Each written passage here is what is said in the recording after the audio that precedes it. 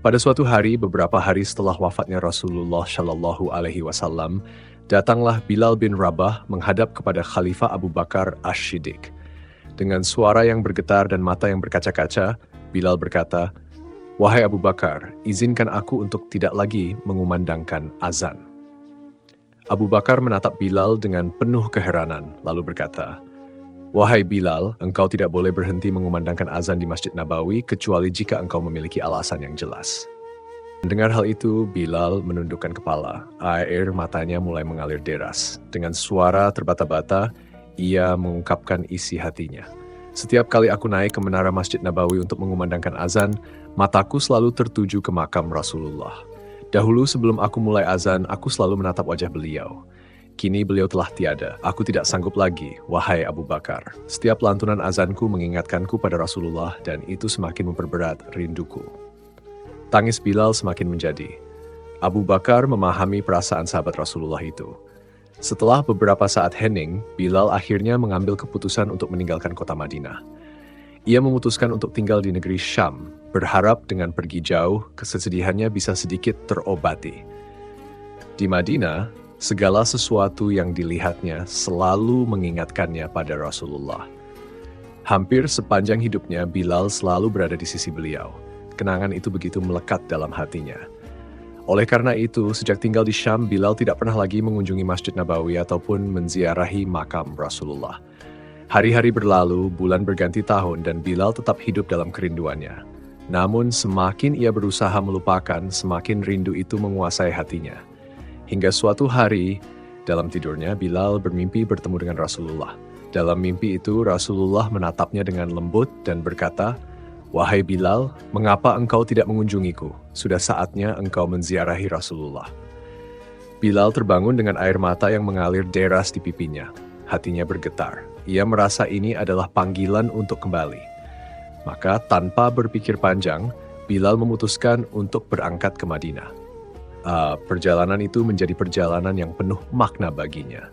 Bilal melangkah tanpa merasa lelah, karena yang ada dalam hatinya hanyalah ingin segera sampai ke kota yang penuh kenangan itu. Setelah menempuh perjalanan yang panjang, akhirnya Bilal tiba di Madinah. Begitu memasuki kota, matanya langsung tertuju pada bukit-bukit yang pernah ia lalui bersama Rasulullah. Kenangan-kenangan itu kembali menghantam hatinya. Bilal tidak kuasa menahan tangisnya. Air matanya jatuh semakin deras ketika ia melihat sudut-sudut kota Madinah. Setiap bangunan yang ia lihat, setiap jalan yang ia lewati, setiap hamparan pasir yang terbentang, semuanya mengingatkannya pada Rasulullah. Madinah adalah kota yang penuh dengan jejak kenangan beliau. Bilal terus berjalan dengan tangisan yang semakin kuat. Ia sadar bahwa kerinduannya kepada Rasulullah tidak akan pernah pudar. Bilal bin Rabah terus berjalan dengan langkah yang semakin berat menuju makam Nabi Muhammad SAW. Sesampainya di makam Rasulullah, Bilal terduduk dengan tubuh yang lemah. Dengan suara yang bergetar, ia mengucapkan salam. "Assalamualaikum ya Rasulullah, Assalamualaikum ya Habiballah, Assalamualaikum ya Nabi Allah."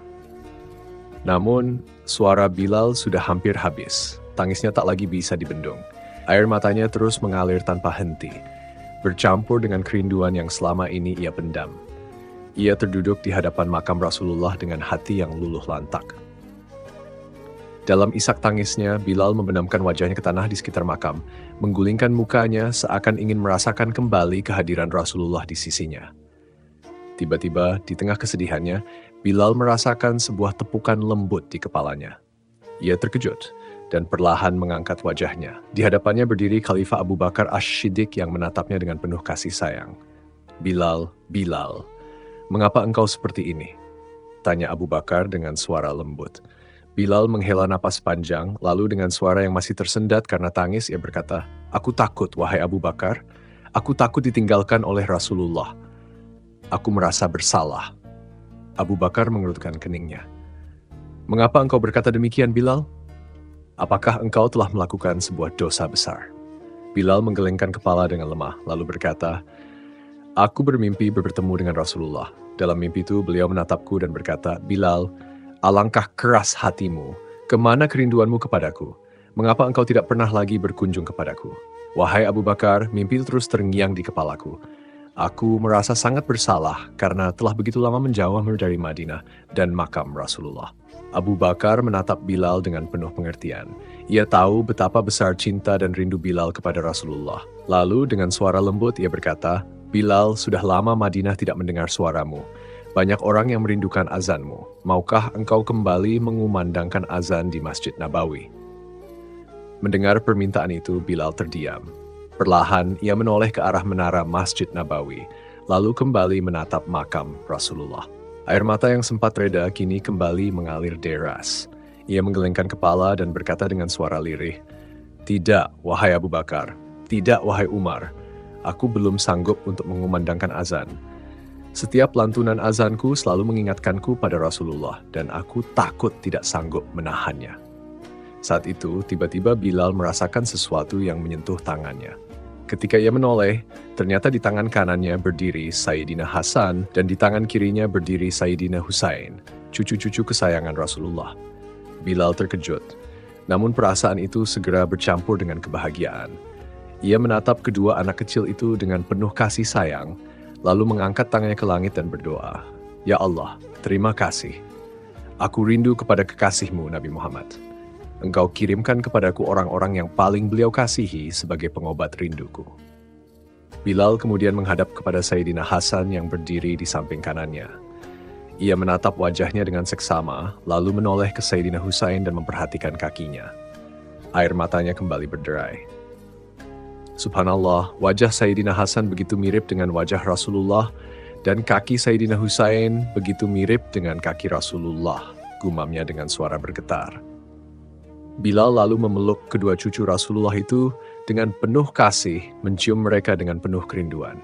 Dengan suara yang lirih namun penuh makna, ia berkata, "Ya Rasulullah, sungguh aku masih dapat merasakan harummu dalam cucumu. Aku masih merasakan kehangatan kasih sayangmu melalui mereka." Abu Bakar dan Umar yang menyaksikan pemandangan itu hanya tersenyum haru. Mereka melihat betapa dalam cinta Bilal kepada Rasulullah. Kemudian Abu Bakar berkata, "Lakukanlah, wahai Bilal. Lakukanlah untuk Rasulullah. Lakukanlah untuk umat yang merindukan suaramu." Bilal menatap mereka dengan mata yang masih basah, hatinya bergemuruh. Ia tahu jika ia kembali mengumandangkan azan, maka seluruh kenangannya bersama Rasulullah akan hadir seketika. Namun hatinya juga tahu bahwa rindunya kepada Rasulullah tidak boleh ia simpan sendiri. Maka dengan hati yang penuh gejolak, Bilal berdiri. Dengan suara lirih, ia berkata, Aku takut jika aku menolak permintaan kalian saat ini, Rasulullah akan menolakku untuk azan di hadapannya di surga nanti." Allahu Akbar. Setiap hal yang dilakukan Bilal selalu ia hubungkan dengan Rasulullah. Kecintaannya begitu dalam, begitu suci. Akhirnya, setelah sekian lama, Bilal pun bertekad untuk kembali mengumandangkan azan. Waktu azan telah ditentukan dan kabar tentang kembalinya Bilal mengumandangkan panggilan suci itu menyebar di seluruh Madinah. Orang-orang yang telah lama merindukan suaranya bergegas menuju masjid. Mereka ingin menjadi saksi, ingin mendengar kembali suara yang dahulu senantiasa mengingatkan mereka kepada Rasulullah. Saat waktu azan tiba, orang-orang mulai bertanya-tanya, "Di mana Bilal? Apakah ia benar-benar akan mengumandangkan azan?" Hingga akhirnya mereka melihatnya. Bilal berdiri di tempat yang biasa ia gunakan untuk mengumandangkan azan. Tempat itu telah lama kosong sejak kepergian Rasulullah. Melihat Bilal berdiri di sana, seketika kenangan tentang Rasulullah memenuhi hati mereka. Tanpa sadar, air mata mulai berjatuhan dari wajah-wajah yang hadir di masjid. Bilal mulai berjalan. Langkahnya tetap sama seperti dahulu.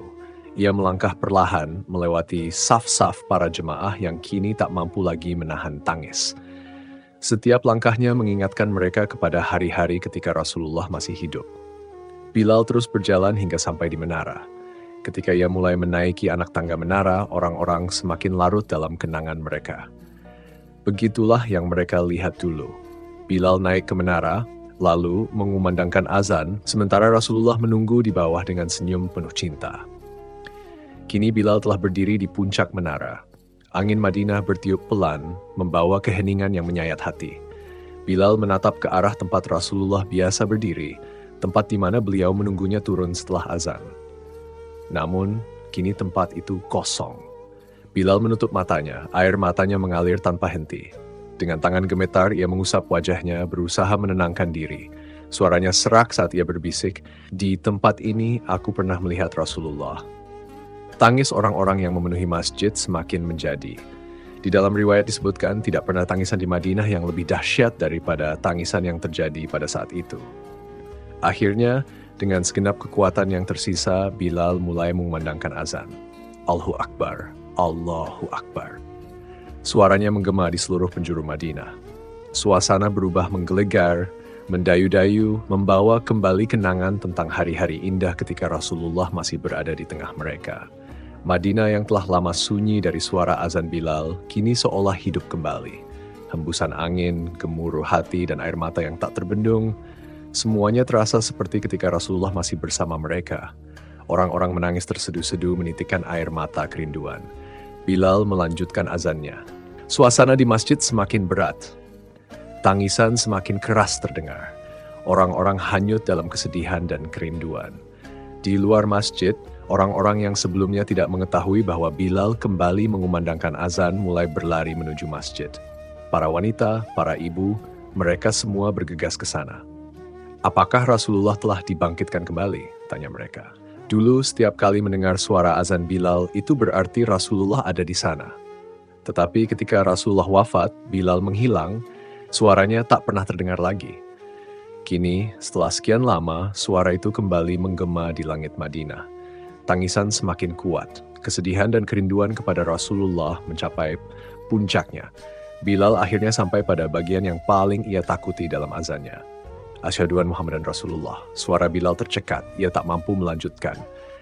Air matanya tumpah semakin deras. Suara di tenggorokannya tertahan. Di seluruh Madinah tangisan pecah. Orang-orang terisak, teringat akan Rasulullah. Suasana haru menyelimuti seluruh penjuru kota. Ada yang menangis tersungkur, ada yang jatuh lemas, bahkan ada yang pingsan karena tak sanggup menahan emosi. Hari itu Madinah kembali menangis. Hari itu, kerinduan kepada Rasulullah mencapai puncaknya. Dan Bilal dengan hati yang hancur namun penuh cinta hanya bisa menangis di puncak menara, memanggil nama Rasulullah dalam hatinya. "Ya Rasulullah, betapa aku merindukanmu." Saat itu, Bilal sudah tak kuasa menahan gejolak dalam hatinya. Ketika sampai pada kalimat, "Asyhadu anna Muhammadan Rasulullah," tubuhnya gemetar hebat, suaranya tertahan, dan akhirnya ia tak mampu lagi melanjutkan. Bilal jatuh pingsan. Bukan hanya Bilal, banyak orang di sekitarnya yang juga jatuh tersungkur. Tangisan semakin menggelegar. Beberapa orang pingsan, sementara yang lain terisak dalam duka yang mendalam. Suasana di masjid begitu menggetarkan hati, seakan-akan mereka kembali ke masa ketika Rasulullah masih hidup.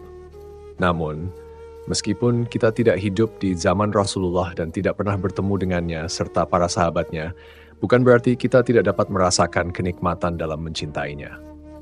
Justru, meskipun Rasulullah tidak dapat ditangkap dengan panca indera, kecintaan kepada beliau tetap dapat tumbuh dan hidup dalam hati kita.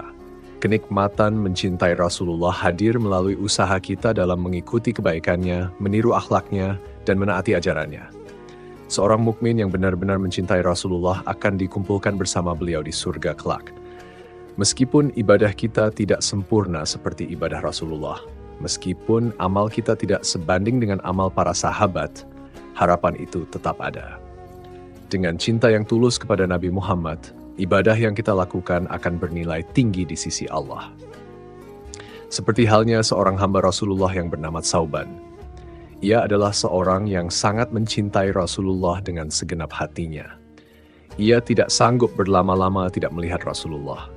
Ketika mendengar cerita tentang akhirat, hatinya dipenuhi kegelisahan.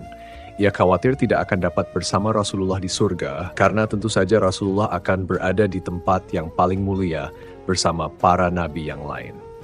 Membayangkan hal itu membuat Tsauban semakin cemas.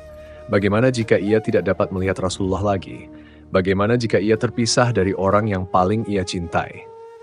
Namun, Allah dengan rahmat-Nya telah mengisyaratkan dalam firman-Nya bahwa seseorang akan dikumpulkan dengan orang yang dicintainya.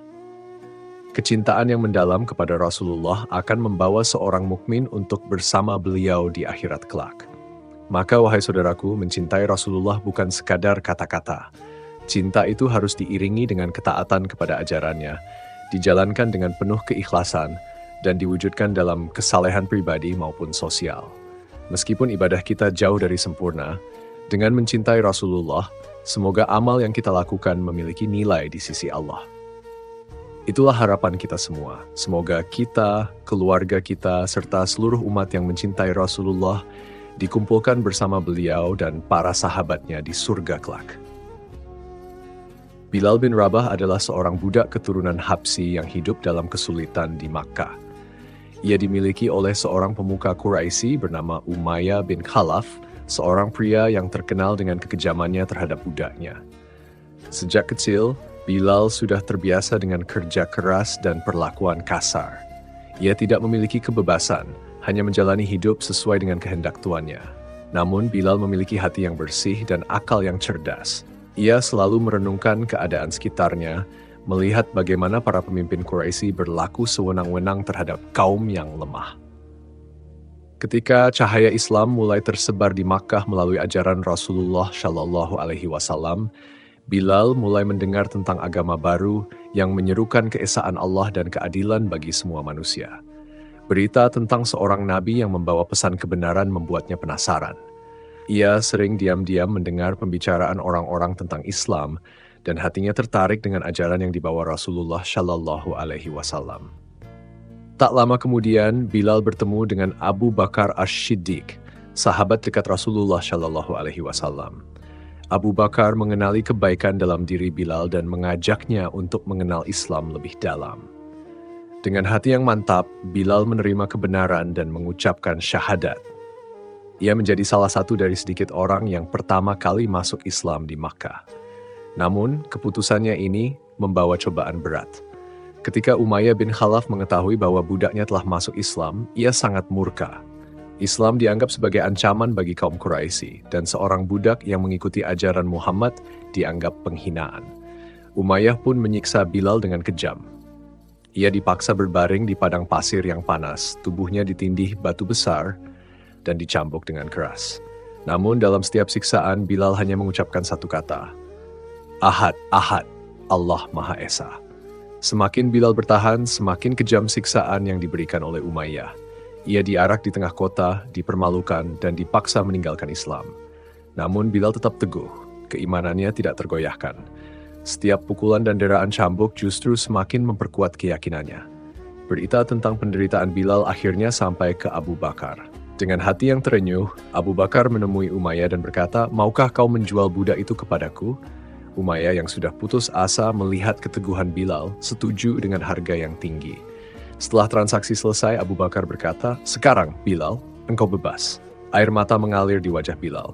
Untuk pertama kalinya dalam hidupnya, ia merasakan kebebasan. Namun, baginya, kebebasan sejati adalah kebebasan untuk menyembah Allah tanpa takut akan siksaan. Sejak saat itu, Bilal menjadi sahabat dekat Rasulullah Shallallahu Alaihi Wasallam dan turut serta dalam perjuangan Islam.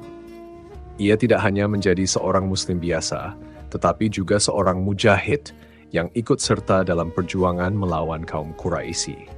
Bersama Rasulullah Shallallahu Alaihi Wasallam dan para sahabat lainnya, Bilal berjuang di jalan Allah, membuktikan bahwa iman tidak ditentukan oleh status sosial atau keturunan, melainkan oleh ketakwaan dan keberanian dalam membela kebenaran. Setelah memperoleh kebebasannya, Bilal bin Rabah tidak hanya menjadi sahabat dekat Rasulullah Shallallahu Alaihi Wasallam, tetapi juga seorang pejuang yang setia. Ia berjanji untuk mengabdikan hidupnya demi Islam dan siap berkorban di jalan Allah. Keberaniannya tidak hanya terlihat dalam keteguhannya mempertahankan iman saat disiksa, tetapi juga dalam medan perang, di mana ia berdiri di garis depan membela agama yang dicintainya.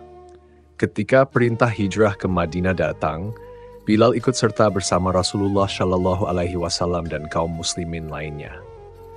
Di Madinah, ia mendapatkan kedudukan yang mulia sebagai muazin pertama dalam Islam. Setiap kali Bilal mengumandangkan azan, suaranya menggema memenuhi kota, menyeru manusia untuk bersujud kepada Allah. Namun, tugasnya tidak berhenti di sana. Saat peperangan pertama antara kaum muslimin dan Quraisy pecah, Bilal mengambil pedangnya dan bersiap maju ke medan perang. Dalam Perang Badar, Bilal bertempur dengan penuh semangat. Ia tidak hanya berperang untuk Islam, tetapi juga untuk membalas segala penyiksaan yang pernah ia alami di Makkah. Di tengah pertempuran, Bilal melihat Umayyah bin Khalaf, mantan tuannya yang dulu menyiksanya dengan kejam. Hatinya dipenuhi dengan semangat jihad, bukan karena dendam pribadi, tetapi karena Umayyah adalah salah satu musuh utama Islam yang telah menyiksa dan menindas kaum muslimin selama bertahun-tahun. Dengan lantang, Bilal berseru, "Aku tidak akan hidup jika dia masih hidup." Ketika pasukan muslim berhasil mengepung Umayyah, Bilal bersama para sahabat lainnya menyerangnya hingga ia tewas di medan perang. Kematian Umayyah menjadi simbol bahwa Islam telah mengalahkan kezaliman yang pernah menindasnya. Namun bagi Bilal, perjuangannya belum berakhir. Dalam perang Uhud, Bilal kembali berjuang bersama Rasulullah Shallallahu Alaihi Wasallam dan para sahabat. Ia bertarung dengan keberanian luar biasa meskipun pertempuran ini menjadi salah satu ujian berat bagi kaum muslimin. Ketika pasukan muslim sempat terdesak dan Rasulullah Shallallahu Alaihi Wasallam terluka, Bilal dengan sigap melindungi beliau. Kesetiaannya tidak tergoyahkan dan ia terus bertempur hingga akhir pertempuran. Bilal juga turut serta dalam perang Khandak dan berbagai ekspedisi lainnya. Ia tidak pernah absen dalam jihad di jalan Allah. Setiap kali pasukan muslim berangkat ke medan perang, Bilal selalu berada di antara mereka, membawa keyakinan dan keberanian yang tak tergoyahkan. Dalam pembebasan Makkah, Bilal mendapatkan kehormatan yang luar biasa. Setelah bertahun-tahun mengalami penyiksaan dan hinaan di kota itu, ia kini kembali sebagai pemenang. Ketika Rasulullah Shallallahu Alaihi Wasallam memasuki Makkah dengan kemenangan tanpa pertumpahan darah, Bilal mendapatkan tugas mulia untuk mengumandangkan azan dari atas Ka'bah. Ia berdiri di puncak tempat yang dulunya menjadi simbol kekuasaan kaum Quraisy, kini menyerukan kebesaran Allah. Suaranya menggema di seluruh Makkah, menandakan bahwa Islam telah menang atas kezaliman. Perjuangan Bilal tidak hanya di medan perang, tetapi juga dalam menjaga agama dan menyebarkan kebaikan. Ia tetap berada di sisi Rasulullah Shallallahu Alaihi Wasallam, selalu siap menjalankan tugasnya sebagai muazin dan prajurit Islam. Baginya, kehidupan ini hanya memiliki satu tujuan, mengabdi kepada Allah dan Rasul-Nya. Sebagai seorang sahabat yang setia, Bilal bin Rabah telah menunjukkan bahwa keteguhan iman, keberanian, dan pengorbanan adalah bagian dari perjuangan di jalan Allah. Dari seorang budak yang tertindas hingga menjadi muazin pertama dalam Islam dan pejuang di medan perang, Bilal mengajarkan kita arti kesetiaan dan keikhlasan dalam beribadah. Semoga kisahnya menjadi inspirasi bagi kita semua untuk tetap teguh dalam iman, berjuang dalam kebaikan, dan senantiasa mendekatkan diri kepada Allah. Sampai jumpa di video berikutnya. Wassalamualaikum warahmatullahi wabarakatuh.